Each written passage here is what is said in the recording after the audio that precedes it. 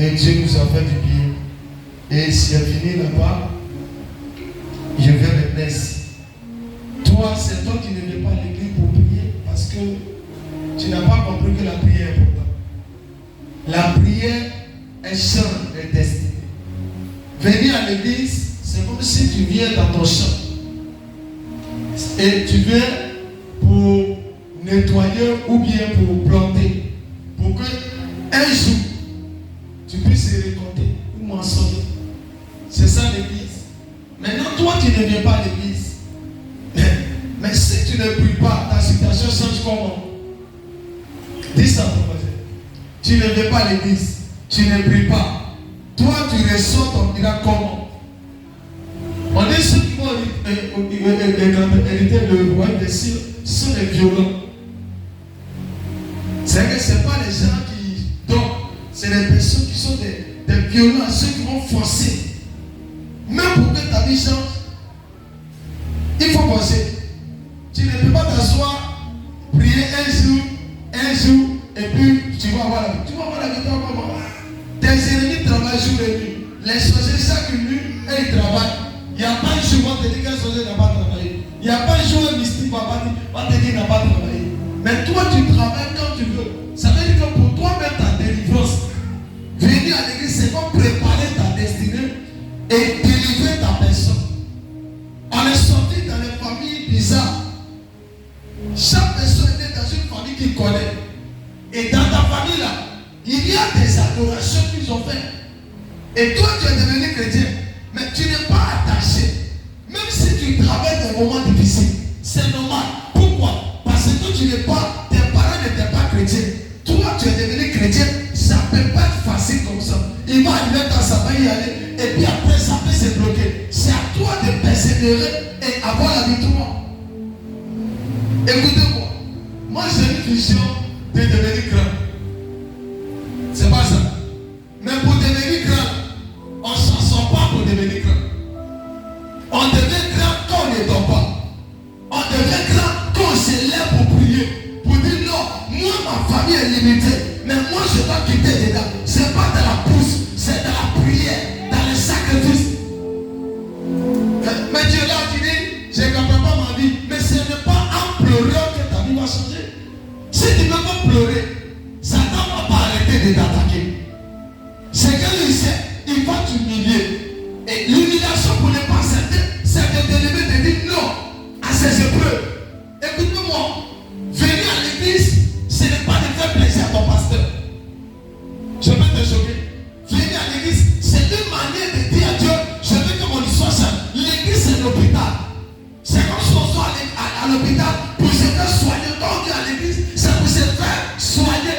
On ne s'est pas ouvert les blessures à la médecine ou au médecin. Médecin n'a rien à voir. Tu es venu, tu n'es pas venu, c'est qui c'est là. Il est médecin.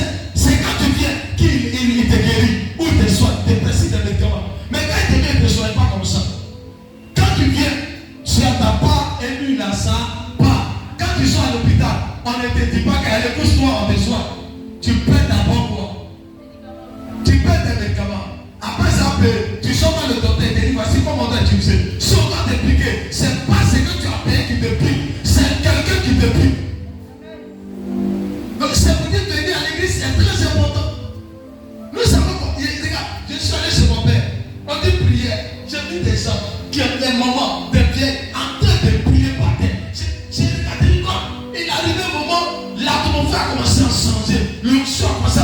Même des mamans, des vieilles, ceux qui disent que nous on dit qu'on est âgé là, des vieilles qui sont en train de prier par terre. Mais tu me poses la question, la maman qui a de prier là, elle sait quoi encore? Une mère qui est âgée, qui est en train de prier. Et nous on est jeunes, on vient à l'église, on ne vient pas à l'église. Souvent on vient, on dort, et puis on ne prie pas, et puis on est là. Le pasteur ne peut pas toucher une personne qui dort, il touche les mêmes. C'est pas quand je ne peux pas dormir à l'église, je me pose la question, est-ce que ta vie te fait mal? Quand tu donnes, ta vie ne te fait mal. Ta vie ne te fait pas mal. Quand quelqu'un a mal, il ne dort pas, il ne chie pas. C'est juste son père. Parce qu'il sait quelque chose. Vous savez pourquoi? Pourquoi quand mon père fait pour quand il m'appelle, je suis là. Moi j'ai une mentalité. La mentalité que j'ai, c'est de devenir grand. C'est de laisser tracer sur la terre. C'est de montrer quelque chose. Que Dieu m'a appelé là. Il faut que ce Dieu là, avant d'aller auprès de lui, il doit savoir que ce serviteur onction. Il n'a pas détruit mon onction, mais il a manifesté mon onction. C'est ça. Dieu t'a accueilli, mais t'accueilli là. C'est quelle trace tu vas laisser avant de mourir? Dieu t'a accueilli, il va laisser trace. Les sorciers, ils vont laisser les traces en te détruisant. En prenant ta vie pour écraser.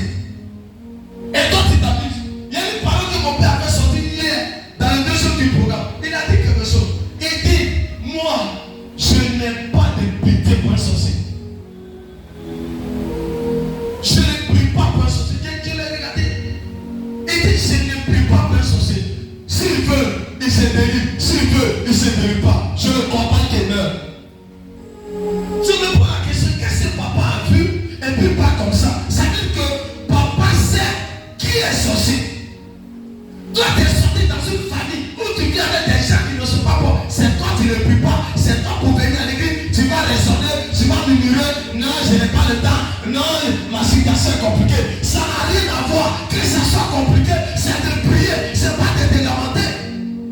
Si le peuple ou les apôtres se lamentaient, on n'est pas arrivé là. Les apôtres ont décidé d'aller. C'est qu'à la porte, on dit on va vous tuer. Ils ont tué d'abord maître. Mais les apôtres n'ont pas reculé. Ils ont entendu, ils ont reçu le pouvoir et ils ont affronté. Mais toi, tu recules devant ta situation. Comment ta situation va sortir?